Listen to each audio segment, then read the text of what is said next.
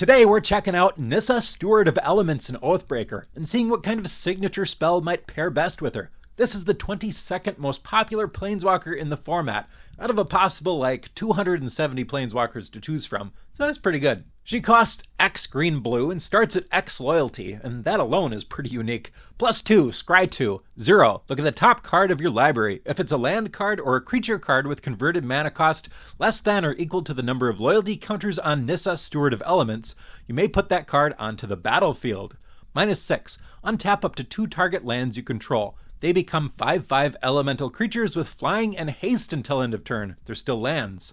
I think this Nissa is at its best in a landfall deck, or maybe just a creature-heavy deck with lower CMC creatures, so we can get the most use out of that 0 ability. And looking at deck lists online, it looks like landfall is the most popular option, with Nissa's Triumph being the most popular signature spell, at 30% of decks. For green, search your library for up to 2 basic forest cards. If you control a Nissa Planeswalker, instead search your library for up to 3 land cards. Reveal those cards and put them into your hand. Growth Spiral is the 3rd most popular. For green-blue, draw a card. You may put a land card from your hand onto the battlefield. And of course, there's a whole bunch of other land-based cards we could pick. Crop Rotation can be very good. Animist's Awakening and Skyshroud Claim both show up as occasionally used signature spells with her. Going in a different direction, we have Brainstorm, an instant for 1. Draw 3 cards, then put 2 cards from your hand on top of your library. I like how this interacts with the 0 ability. If we've got a creature that we want to cheat out, we can brainstorm it to the top of our deck. It also works good with that +2. We can brainstorm stuff that we don't want to the top of our library and scry it away. It's not surprising that this is the 2nd most popular signature spell choice with her. Worldly Tutor comes in at number 3. An instant for 1, it searches your library for a creature card, reveal it, and put it on top.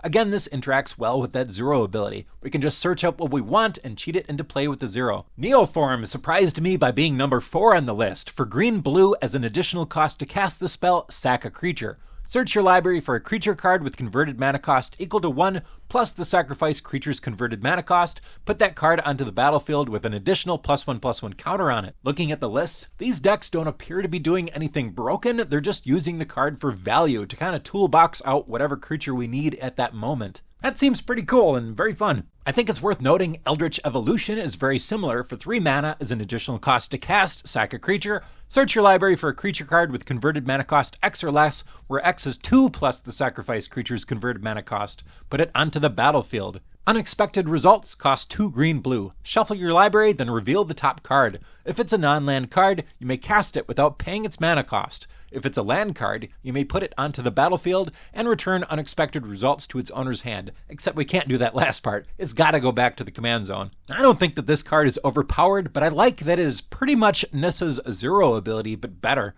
Or we could pick a signature spell that tries to synergize with a +2 of Scrying 2. Genesis Wave and Green Sun's Twilight both reveal X cards from the top of your library, and you try to get a creature or multiple creatures from them. Animal Magnetism for 4 reveals the top 5 cards of your library. An opponent chooses a creature card from among them. Put that card onto the battlefield and the rest into your graveyard.